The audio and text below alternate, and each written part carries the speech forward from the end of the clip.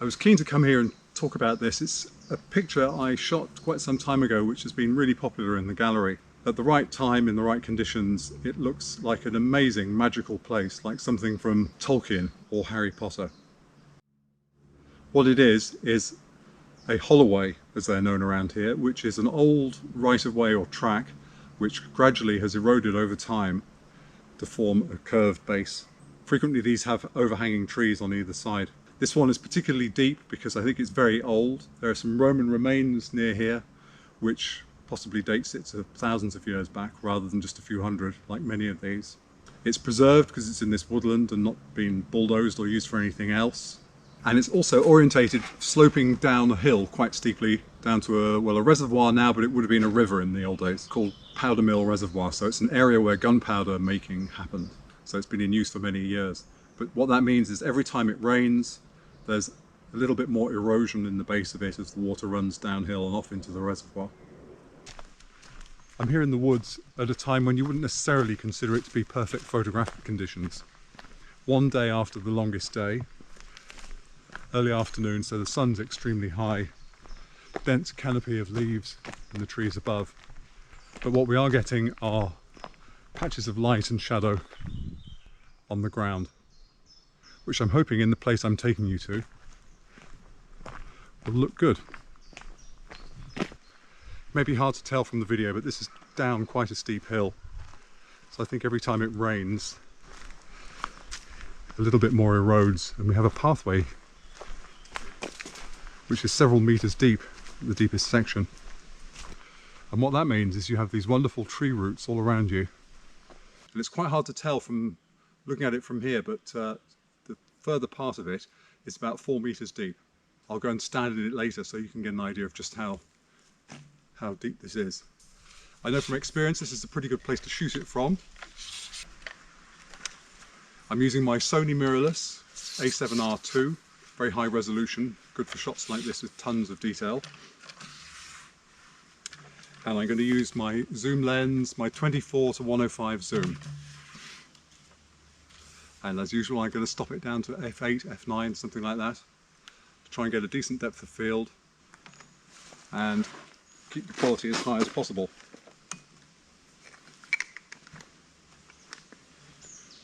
The camera's on 100 ISO, as I always do in these situations. The lowest possible I can get, which is why you need a tripod. So the view I'm looking for is zoomed in quite a way to this. So you get this lovely scoop space at the bottom, trees rising over the top, and in certain positions I know about this overhanging tree on the left, which is very nice. Silhouettes well against the highlights behind. And on a day like today we are getting a little bit of sunlight coming through from the very overhead sun. It's late June, very high sunlight.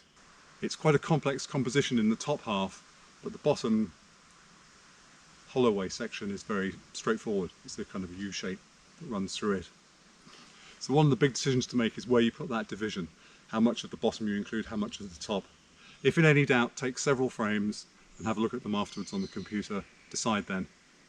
I'm using manual focus on this lens. There's nothing rushing around. I don't need to autofocus. I've got plenty of time. I'm using the very useful feature that the Sonys have, but lots of other digital mirrorless cameras have this, where you can zoom a small portion in the center of the frame and then focus manually. It allows you to get very precise, very accurate focusing. So the camera thinks I should be shooting at a 1/6 of a second at f10. However, when I'm doing this, the highlights look extremely bright. So I'm going to do a whole sequence of exposures, gradually getting darker and darker, which on screen, unprocessed, will look extremely dark by the end, but I'm trying to retain some detail in those bright patches of sun. So a 1/6 of a second, a 1/3 of a second. The highlights are still looking very bright. And this one is now 1/6 of a second. 1/13 of a second. And finally I'm going to go with a 1/25 of a second. So a huge range of exposures. It may be that the highlights are so bright that the only way of recording them is to make everything else pitch black, in which case we'll have to compromise and lose some of the bright areas. This was the final shot I chose. It's the last exposure, the 1/25th of a second, which did retain the highlights quite well, but I needed to lift the shadows a great deal using the sliders in Lightroom, but mostly using brushes. Correcting the overall colour balance from being strongly green meant that the highlights became rather pink, and I had to reduce those also using brushes in Lightroom. I show how this is done in the tutorial at the end of this section. Just so you can see how deep this is, I'm going to set the camera up over here and let you have a look at me standing in it.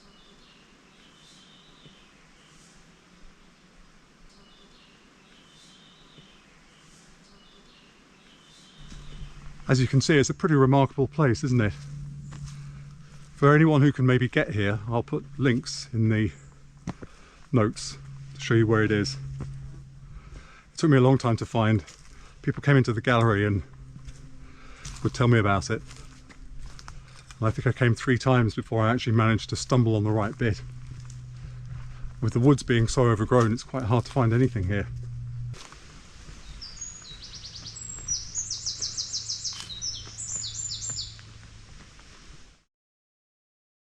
Hi, now back at the computer, I want to talk you through how I processed the picture.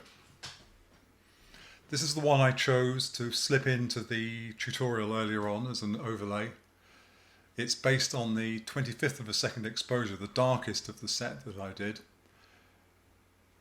This was an attempt to try and hang on to the highlight detail in these areas here. Let me just show you what the 4 different exposures look like straight out of the camera.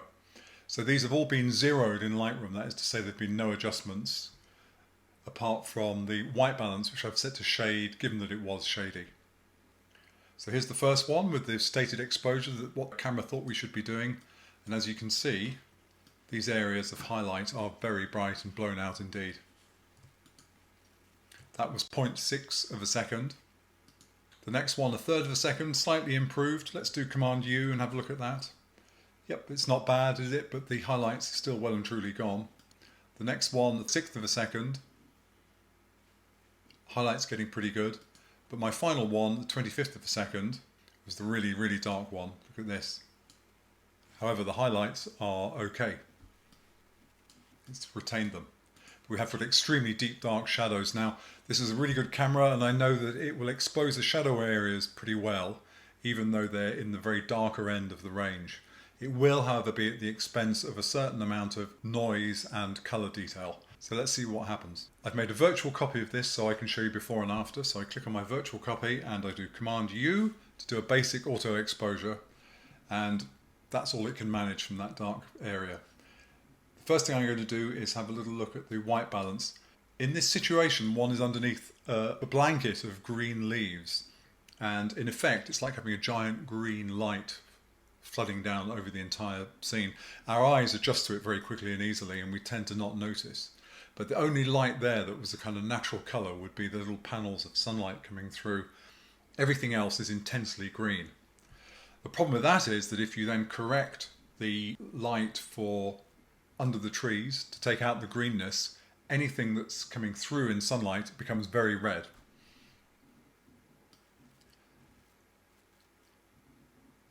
So I'm just adjusting the white balance here to try and get something that looks fairly natural. Often it's useful to zoom into something like a tree trunk and just kind of think, does that look kind of tree-like, or does it look strangely toned?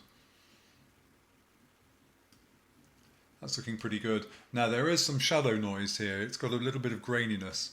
And as you can see, our highlights in these areas are very pink, but we can fix that later.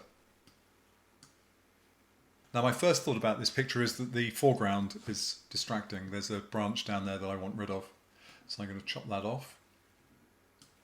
I'm going to pull the exposure down a little bit. And I'm going to do most of the adjustments to this using brushes. Now the reason for this is I need to avoid these areas of brighter light. So if I did any global adjustments to the whole image, it would hit those areas as well and blow them out to nothing whiteness. So K for brushes, and I'm going to use a big soft brush set at a kind of 1.5 stops or so, and I'm going to paint around some of the darker areas to try and lift these darker tones, but without hitting too many of the highlights. I think I did there. Just decrease the brush size and go in and paint this.